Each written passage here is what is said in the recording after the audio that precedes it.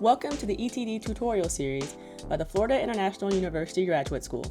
This video will show you how to format your copyright page, which is an optional page. First, go to our LibGuide. Click the formatting link in the sidebar. Scroll down to the formatting rules section and click the copyright page tab. You can download the copyright page template by clicking the link at the bottom of the page. Once you download the document, open it in Microsoft Word. This is another easy page. All you need to do is insert your name.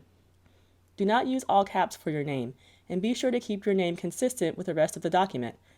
Don't forget to format all text to black. Keep in mind that you do not need to register your work to gain the copyright. As soon as you write your work, you automatically have copyright.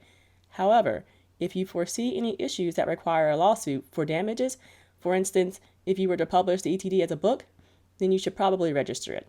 Most academic works go without registration though.